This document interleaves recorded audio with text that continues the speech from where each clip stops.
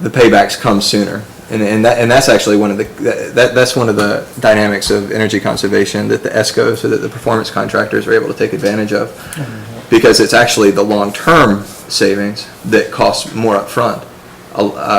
It's the long-term stuff that costs more money up front. A lot of the low-hanging fruit, so to speak, is pretty low cost and immediately recognizable.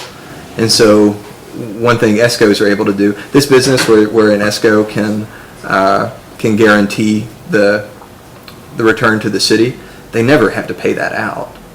I mean, because they're good at their jobs and they know what they're doing and they know that there's money to be made here.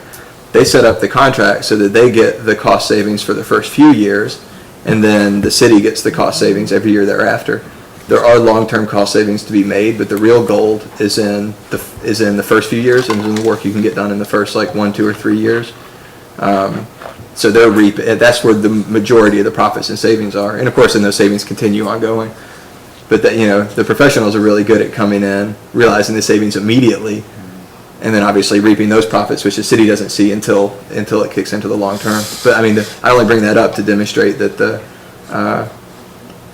I think it's good to save money in the short term and in the long term, but most of the money is actually closer to the short term than the long term, and especially giving somebody a few months head start, on the current budget cycle, to start planning, start catching up would be pretty feasible and pretty realistic. It might be even, something that we could do if we didn't want to do a contract. We could do someone part-time until we get to where we can fully realize that in the budget. I mean, because I am a big proponent of the sustainability coordinator, and I want to find some way that we can make sure that it happens. I think it's going to be hard on this board, particularly, to be able to do a full-time position like that, at least with the way the budget situation is appearing to shape out.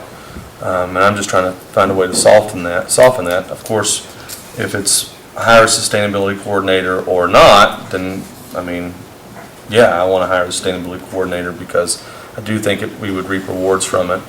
But I'm just trying to think of this next year in terms of easing sort of the pain on the budget. Maybe we consider a temporary part-time for a year and then move it up to the full position. And then hopefully by that point we could get the other two government entities on board, and then really create a working partnership with those organizations, with the sustainability coordinator sort of as that linchpin that keeps it all together. That's just sort of what I'm exploring, and I'm just throwing it out for debate and discussion here to see what the commission is. I would fully support going ahead and bringing on the sustainability coordinator, and we'd have to find the funds for the next budget year, but that's something we can always do. The question, though, to me is, do we want to bring on a full-time, just use it for ourselves, or do we really want to bring on a part-time, show the savings to the other two government entities and try to bring them into the fold and as one sort of linchpin among that partnership? A question, just in order to try to expedite this discussion, I don't want to assume anything, but I know you're for having one on board. Are you, Commissioner Hayden?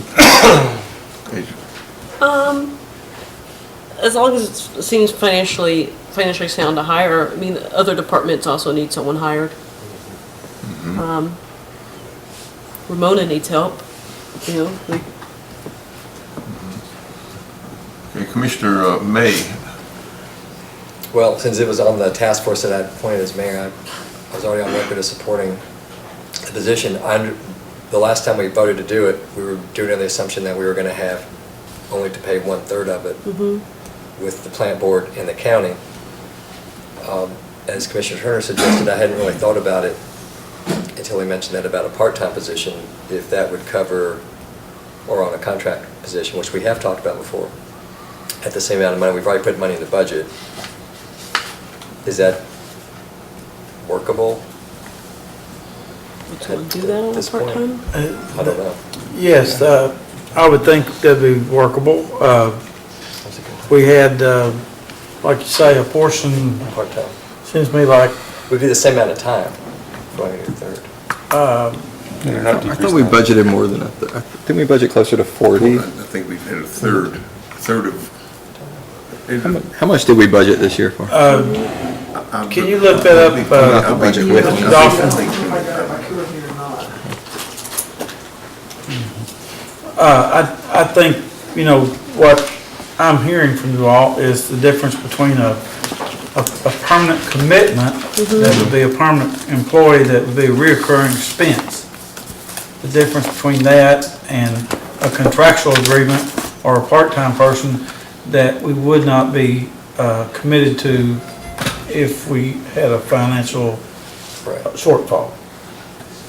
And, you know, if we do hire a full-time person, then we will have that permanent commitment.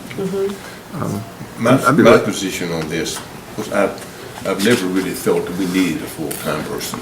That's been my position, and still is, considering the size of our town and the fact that we've had audits done, and we got people in place that are trying to implement the recommendations from those audits. Now, with that being said, if it's going to be that the commission is enough votes here to want one, then I come down on the side of what you say there, Commissioner Turner, that initially, we just hired a full-time code enforcement person.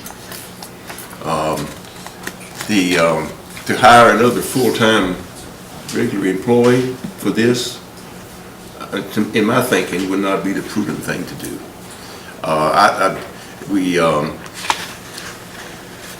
We don't know how much it will save us. I mean, we can assume it's going to save us something. But if you determined, to move this way, then I would support some type of contract person, and then do some type of follow-up as you do that.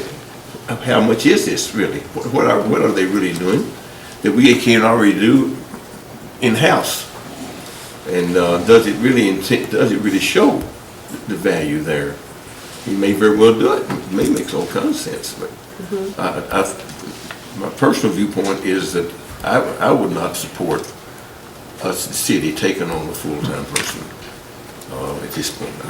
If it's contractual, if that's what it's going to be, if that's the way I'd come down on it. Trial basis. My thoughts are, I just don't want this position to get derailed because of budget concerns, and so I want to get going on it here, but do it in a way that doesn't rock the budget boat, but yet we can still see returns. If the original position was only going to be responsible to the city for 30% of the time, then it's not too much to say, well, for the next year we do a part-time basis that would still cover the same amount of time that they were going to spend with the city, just at less expense. To me, that's a fair compromise going forward. But, I mean, again, I don't want it to diminish the importance of this position. Inherently, this traditionally is not a part-time position, and the only reason why I would want to consider that is because of the budget moving over the next year. This is an important position that has realized a lot of savings throughout other communities throughout the state and the country. So, but I think if we can get agreement and get moving on here, then we're still showing our commitment there to cutting energy usage or our commitment to the green vision. I still have a couple of reservations here. Okay, Mr. Dawson, do you have something you want to add to this? Oh, great. I've got an outline of the budget. Looks like to me, just approximately, we've got 20K budgeted for that position, for our third of that position. A total of 60. Thank you.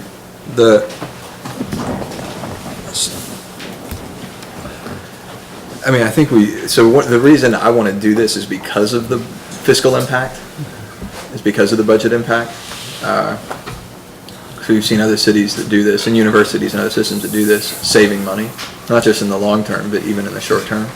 So it's not that I want to do this despite the fiscal impact. I want to do this because of the fiscal impact. Who you hire matters, obviously.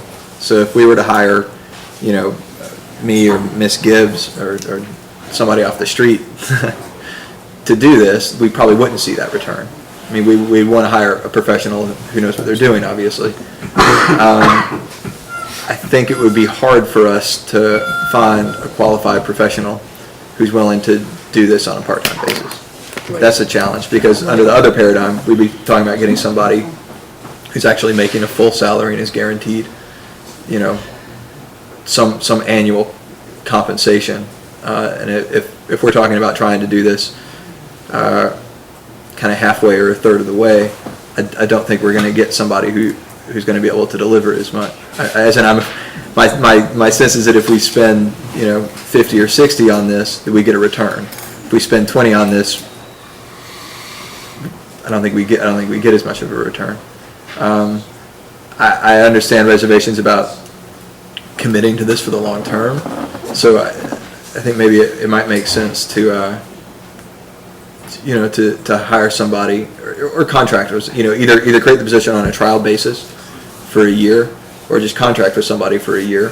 And one of their responsibilities would be to track and quantify their results. And they would have to justify the results and make their case at the end of that year. And if they can show they're saving us money, then great. And if not, they're not. And I understand that there are other positions in the city that aren't filled. I mean, I think there were other positions in the city that were unfilled when we hired Rebecca Hall. But hiring her has brought in more money that eases our ability to fill those other positions or to do other things. As in, there's a difference between hiring employees who are serving a function to the public, which is important, and hiring somebody who actually can keep money in the city's coffers or bring more money in. I think every opportunity. If we could hire 2 Rebecca Halls and bring in twice as much grant money, then we'd be fools not to. I mean, if we could, I'd hire as many as we can afford, and we'd be rich. So investing in cost savings is. My thing is, if I may, Commissioner, is that it's not, I'm just saying, before we go head first in here, now that we're at a juncture here where we know for sure that the other 2 have pulled out, Sure. we'll have to redefine the job description anyway. Mm-hmm. If we're at this juncture, there may very well be, a retired person who's done this for a career that's wanting just to do a little part-time here or help their city or something. That may not be out there, but it's at least give us, at least have the opportunity to look and see if we can get that while we can with, and if we decide, in 2 weeks, no, we can't, do that. There's not anybody out there that we feel that could fit that position on a part-time or maybe on a contract basis. Again, I keep saying that is only temporary because I do want this to be a full-time position. Then we just have to move forward and make it full-time. But if we can get that still, in the time that times are tight, we may be able. The economy's tough, and I don't doubt there are plenty of folks who would jump at the opportunity to take this part-time position. I'm not saying we wouldn't be able to find somebody to fill the position. I'm saying you get what you pay for. I'm aware of that, yeah, I know.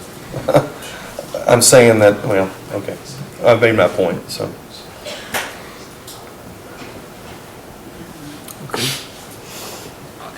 I guess one thing that's worth noting, though, is that if we I don't know about this may be a question for Randy, actually.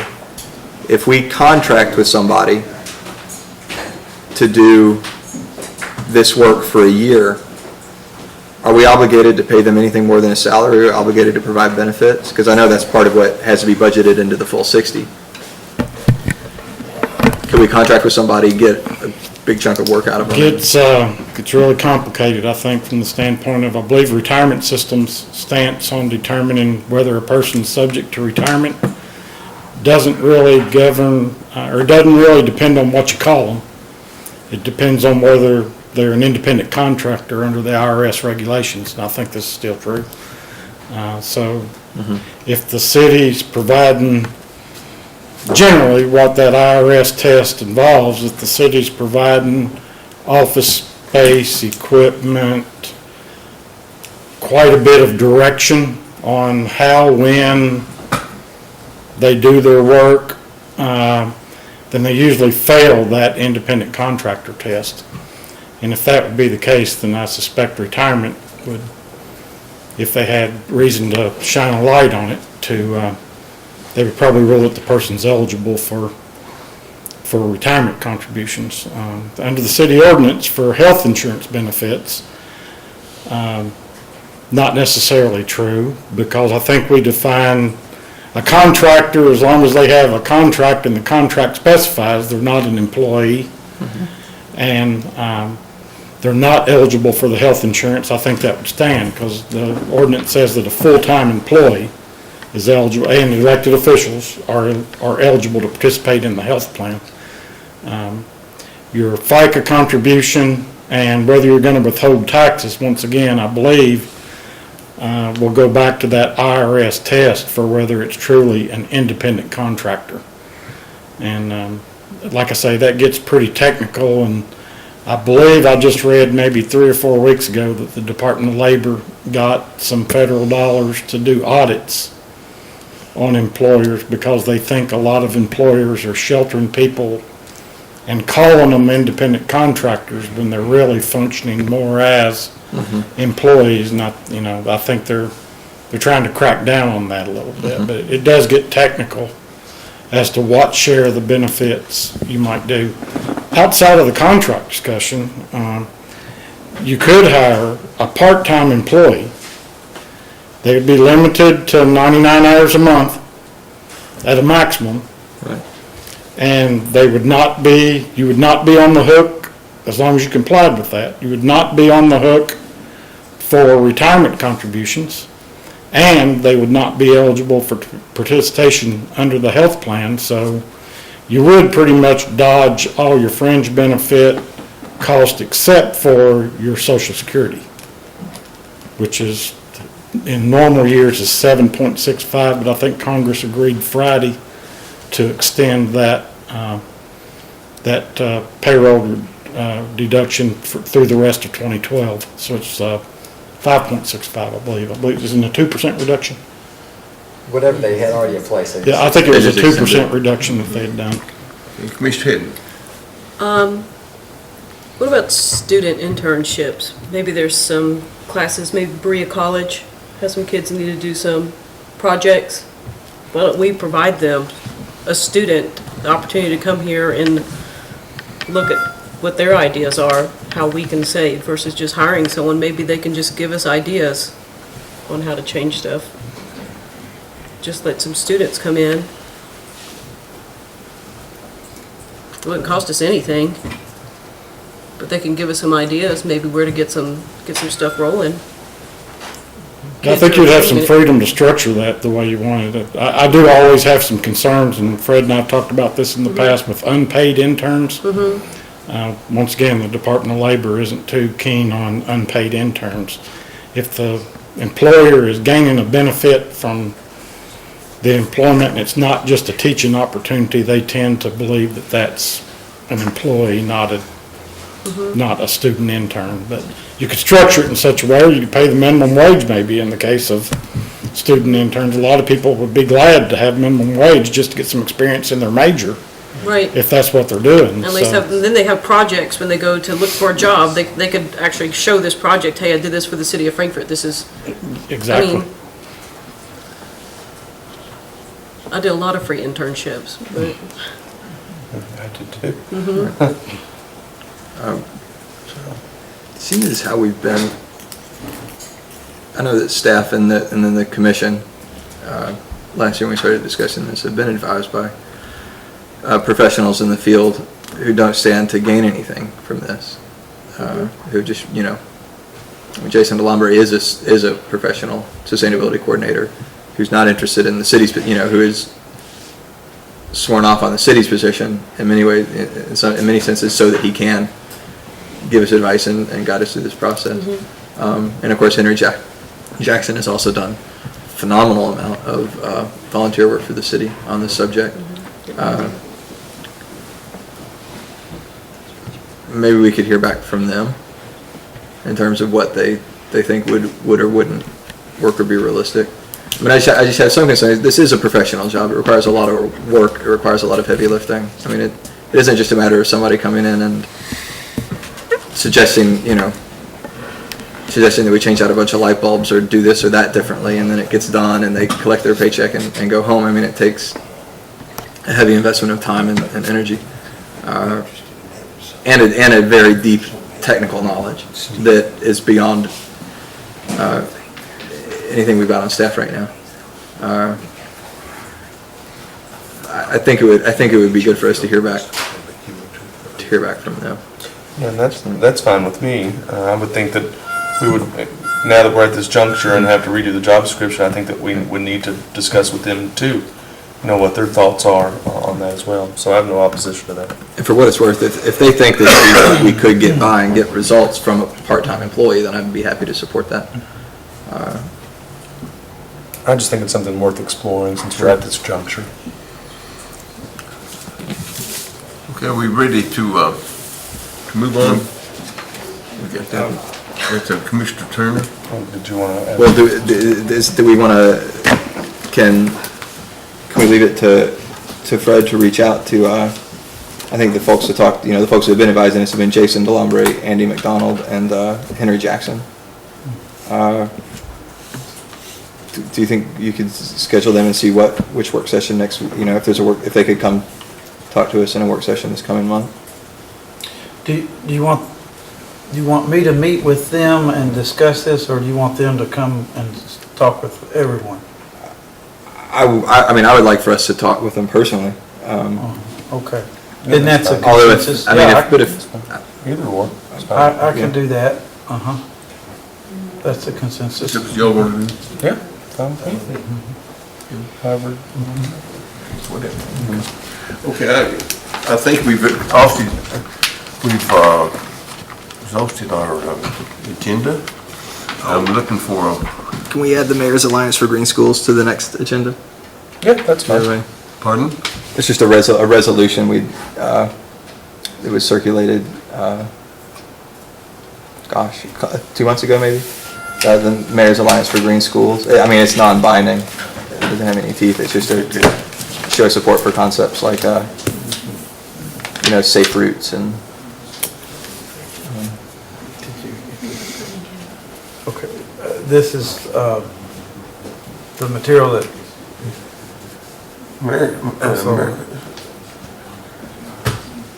This is what you want to get on the agenda for. You say you want to get this on the agenda? in resolution form. In resolution form. Yeah, I think it's something we've already all agreed to move forward on. I would like very close to the conversation, it's a matter of getting on the agenda. Beyond that, I'll move to adjourn. I'll second. I got one, okay, you got a second, call roll. Mr. Wilder? Yes. Mr. Hagan? Yes. Mr. Turner? Yes. Mr. May? Yes. Mr. Grant? What time is it? I totally lost track of time. 3:30. That's nothing. I gotta go to my push board meeting now. Haley's probably still got like 30-40% battery life. Okay? Once you do that, Yeah, I tell you, it's don't you just done. love it? I did